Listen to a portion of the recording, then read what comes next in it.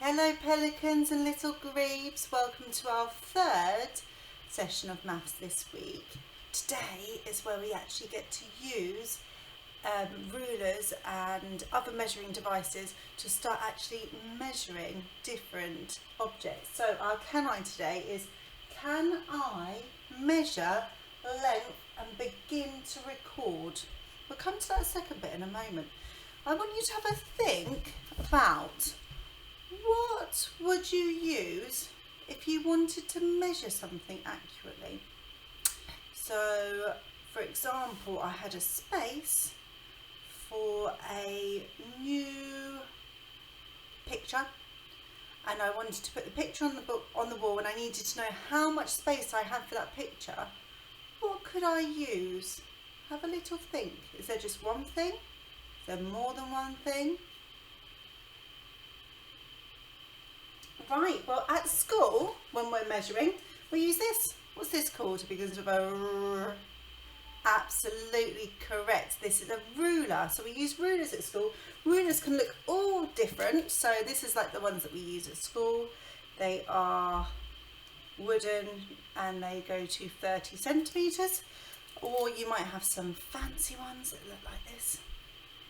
Or look like this.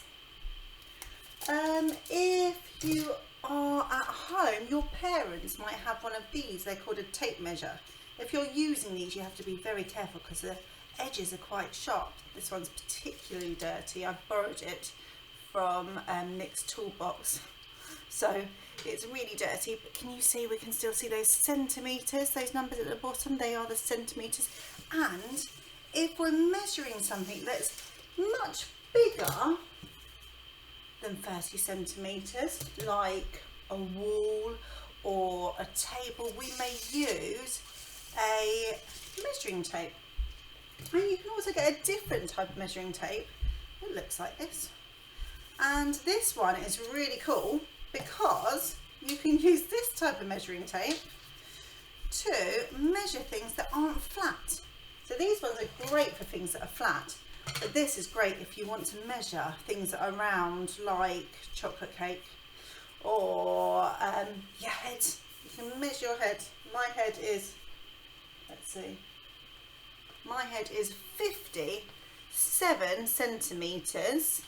I wonder how big your head is. So if you wanted to, if you have one of these measuring tapes as an extra activity, maybe you'd like to measure different parts, maybe around your wrist or around your tummy, all of those sorts of things, and then maybe compare it to the size of brothers, sisters, whoever is at home.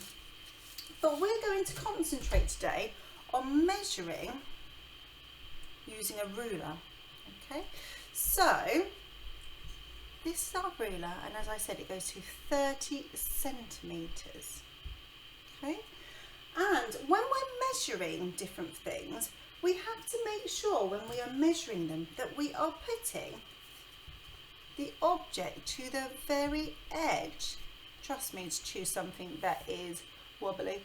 To the very edge to get the most accurate recording of the measurement.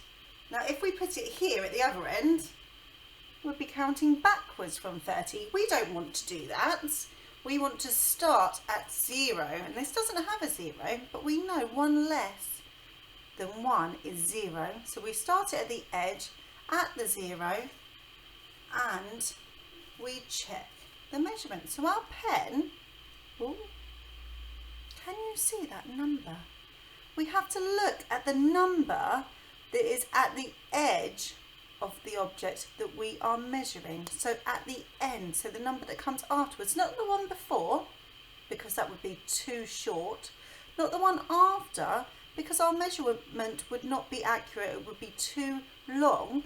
So we need that measurement where it just ends, or the closest one to it. So this one, can you see? Can you tell me how many centimetres was our pen? Can you shout out to me after 3? 1, 2, 3. Fantastic, well done. It was indeed 13 centimetres. Now, centimetres is a really, really long word. It's got lots and lots of letters in. But luckily for us, in maths, we don't have to worry too much about our phonics and sounding out. It's more important that we're thinking about our measurements. So if I wanted to record the measurement of my pen, I would put the number. Can you remember what number that was, the measurement? Well done, 13. So that's our 1 and a 3. And instead of writing the long word centimetres, we just put 2 letters. Do you know what letters they are? It's a bit tricky this, because they start with the sound S, but it doesn't. We're not going to record it as a S metres, so sm. It's actually a K that makes the S sounds. So we will record centimetres with a K and a M. That's really important to remember, because we're not talking about 13, it's not 13 cubes in length today. We're not talking about cubes, we're not talking about elephants, we're not talking about chocolate cakes. We are talking about centimetres, because we are doing accurate measuring today. So our pen is 13 centimetres. I'm just going to draw an arrow. What I could do is also label to say this is the pen, like that. Maybe a little bit more straight than I've just written it there. It's a little bit wobbly, but you can read that says pen. So you can look around your house today. This is one of your jobs that you could have a go at, and maybe see what you can find. What can you find that you can measure the height or the length of? So if you have a look here, I've chosen another round one, which is a bit tricky to hold against. So we need to make sure it goes to the edge again. Well done. So lining it up to the edge, we're looking at the nearest centimetre. So just after where that tin of custard ends is this number. What's this number? So how many? What did that one measure?